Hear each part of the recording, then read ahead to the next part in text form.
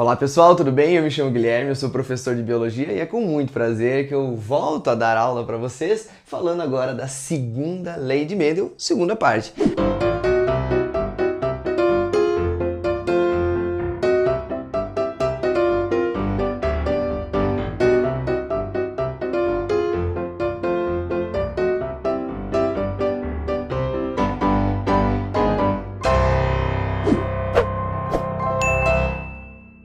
A gente já teve uma primeira parte sobre esse assunto. Se você ainda não assistiu, é bem legal que você assista esse vídeo antes. Eu vou deixar uma tag aqui em cima para você acompanhar esse conteúdo intimamente.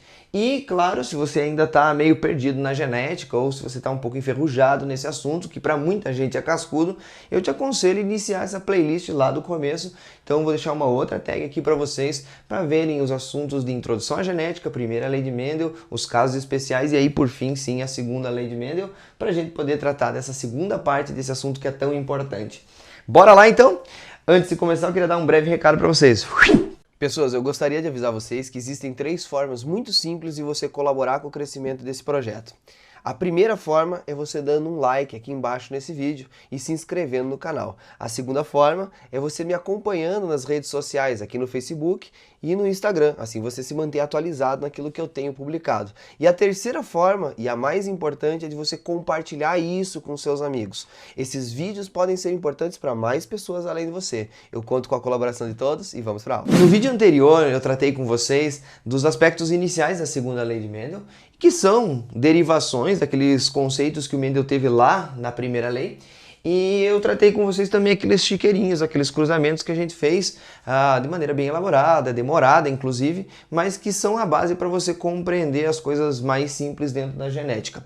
Agora olha só, ainda dentro desse assunto chamado segunda lei de Mendel, a gente tem que abordar algumas outras coisas importantes e uma delas é a gente descobrir quantos gametas diferentes um ser pode produzir em função do seu genótipo. Eu não trouxe nada teórico para vocês, porque aliás não tem muita teoria em cima disso. Eu trouxe um exercício da UniOeste, Universidade aqui do Paraná, local onde eu resido, e esse exercício é de 2013 e eu acho que ele ilustra muito bem aquilo que eu quero mostrar para vocês. Olha só, o enunciado do exercício diz o seguinte: quantos gametas diferentes podem ser produzidos por indivíduos com os genótipos? E aí ele traz os genótipos. No exercício original, esses genótipos estavam um ao lado do outro, e aí ele termina considerando o seguinte, ó, considerando a segregação independente. Isso quer dizer o que, professor? Que a gente não está falando de linkage, que é um assunto que a gente vai tratar lá nas últimas aulas de genética. Nós estamos falando de segregação independente e toda vez que você vê isso, você tem que entender. Falou em segregação independente, você está falando de segunda lei de Mendel. Dá para sacar? E professor, como é que eu descubro quantos gametas diferentes o indivíduo pode produzir? Gente, isso é uma pura dedução matemática. Então eu vou fazer com vocês rapidinho, vocês vão entender, tá bom? Olha só. O primeiro genótipo do primeiro indivíduo, ele é assim, ó, Azão, Azinho, Bezão, Bezinho, Cezão, Cezão, Dezão, Dezinho. Captaram? Olhando para cada um desses genes, né, para cada um dos pares de alelos, o que você tem? Você tem Azão, Azinho. Um alelo azão, um alelo azinho são duas possibilidades diferentes, concordam comigo? Duas possibilidades, porque tem azão e tem azinho. Então você vai colocar um doisinho aí embaixo do seu caderno. Aliás, eu não sei, mas pega o caderno e começa a anotar esse negócio aí que é importante. Aqui você está vendo bezão, bezinho, portanto também são duas possibilidades, ó, duas. Aqui você está vendo cezão, cezão. Opa, é uma possibilidade só tem alelo cezão. Então bota um aí. E aqui você tem dezão, dezinho, ou seja, duas possibilidades de novo. E aí, professor? 2, 2, 1, 2. O que isso me representa? Gente, isso são as possibilidades. Vem lá das probabilidades que vocês estudam na matemática. Se eu tenho duas possibilidades aqui, duas aqui, uma aqui e duas aqui, é só agora eu multiplicar e eu já sei quantos gametas diferentes o indivíduo pode produzir.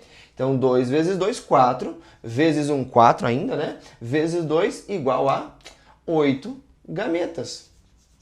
Ok? 8 gametas diferentes, né? Beleza. E agora na segunda situação, você consegue fazer sozinho? Vai fazendo aí então, ó. Aqui eu tenho uma possibilidade apenas, azão, azão. Então, uma possibilidade. Bezão, bezinho são duas possibilidades. Duas. Cezão, cezinho de novo, duas possibilidades. E aqui eu tenho dezão, dezão. Um alelo apenas diferente, né? Então, uma possibilidade. Multiplico tudo, eu vou ter 4 gametas diferentes. Mesma coisa para o outro, vamos lá. São duas, vou multiplicar tudo, ó. 2 vezes 2, 4, vezes 2, 8, vezes 2, 16. Então, 16 gametas, ok? E na última ali, nós temos uma possibilidade, porque é razão, razão. Duas, Bzão, Bzinho. Uma possibilidade apenas, que é Czão, Czão. E uma única possibilidade também aqui, porque é Dzinho, Dzinho, né? Então, não há duas possibilidades. Se você multiplicar tudo, isso aqui vai dar 2 gametas diferentes. Eu retirei a parte das respostas na questão, tá? Mas a resposta correta seria 8, 4, 16, 2, porque ele estava pedindo respectivamente nessa ordem. Certinho? Então, já descobriu como é que a gente faz para encontrar a quantidade de gametas diferentes que o indivíduo pode produzir. Easy, né? Molezinha. Agora vamos ver uma outra coisa que é bem importante dentro da segunda lei de Mendel, que também a gente não tem que abordar muito teoricamente. Acho que é mais fácil se você fizer um exercício. Então vamos pegar umas cores de giz diferentes agora para você entender. Bora lá. Ó, a partir do cruzamento entre... Eu aqui, esse exercício ele não é de um vestibular, tá? Eu peguei com base naquele exercício anterior e fiz um cruzamento. Então, indivíduo Azão, Azinho, Bzão, Bzinho, Czão, Czão, Dzão, Dzinho, ou seja, o meu primeiro indivíduo aqui, cruzou com Azão, Azinho, Bzão, Bzinho, Czão, Czinho, Dzão, Dzinho. Opa, cruzou com o meu, terceiro carinha aqui, entenderam? Beleza. A partir do cruzamento do meu primeiro camarada com o meu terceiro camarada, qual é a probabilidade de nascer um descendente que seja Azão, Azinho, Bzão, Bzinho, Czão, Czinho, Dzão, Dzão? Calma aí, gente. Se você assistiu, bem assistido a aula anterior, você vai lembrar que eu fiz um chiqueirinho, né? Se a gente for fazer um chiqueirinho para esse cruzamento, nós vamos ter muitos quadradinhos para completar. Muitos. Imagine assim, ó. Esse cara, 2, ele produz 16 gametas diferentes. Então, lá nas colunas, lá nós temos 16 colunas diferentes. Esse indivíduo aqui, ó, vai produzir 2, 8, né? Beleza. Então vai ser 16 vezes 8. Isso é o tamanho do nosso chiqueirinho. Você vai fazer isso numa prova vestibular? Claro que não.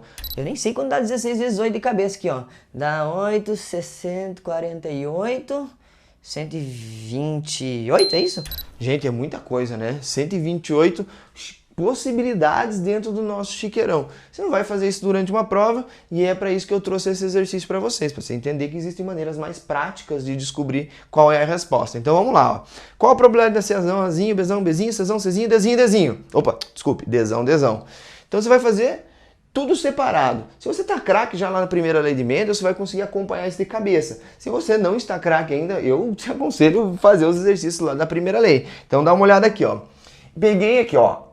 Azão, Azinho, que é o meu primeiro paralélico, cruzado com o meu primeiro paralélico lá do outro indivíduo. Cruzei Azão, Azinho com Azão, Azinho. E aí eu pergunto para vocês, nesse cruzamento, Azão, Azinho com Azão, Azinho, qual é a probabilidade de nascer o indivíduo Azinho, Azinho? Faz de cabeça. Isso é quanto? 1/4, tá? Então vamos lá. 1/4. É mesmo, professor? É. Depois, Bzão, Bzinho cruzado com Bzão, Bzinho. Vamos lá. Bzão, Bzinho cruzado com Bzão, Bzinho. Cruzei. Qual é a probabilidade a partir deste cruzamento aqui de nascer um outro indivíduo que seja Bzão, Bzinho? Eu imagino que você consiga fazer isso de cabeça. Isso é 2/4. Só 2/4 é a mesma coisa que meio. Não é a mesma coisa que meio. Por enquanto eu não vou simplificar não, tá? Beleza. E aí, prof? Agora você tem o terceiro cruzamento. Czão, cruzado com Czão, Czinho. Pá. Qual é a probabilidade de nascer um indivíduo? Czão, Czinho. Cruzou aqui, faz o chiqueirinho se você não consegue, faz o jogo da velha, tá? Faz aí no seu caderno, mas você vai encontrar a probabilidade de 2/4. É mesmo, professor? É igual? Tá? E no último caso, Dzão, Dzinho, cruzado com Dzão, Dzinho. Vamos colocar uma outra cor. Olha que bonito vai ficar esse negócio. Qual a probabilidade de nascer um indivíduo Dzão? Cruza aí, você vai descobrir que essa probabilidade é 1/4, certo? Agora eu quero saber qual é a probabilidade de nascer esse indivíduo aqui. Vamos colocar a resposta ali embaixo. Bora lá. 1/4 de nascer Azinho, Azinho. 2/4 de nascer Bezão, Bezinho. 2/4 você sabe que é a mesma coisa que meio, né? Beleza. Aí 2/4 de nascer Czão, Czinho. Você sabe que isso aqui também é meio. E aqui 1/4 de nascer Dzão, Dzão. 1/4. Qual é a nossa resposta? Multiplica tudo. 1 vezes 1 vezes 1 vezes 1 vezes 1. 1. 4 vezes 2, 8. Vezes 2, 16. Vezes 4, 64. Certo?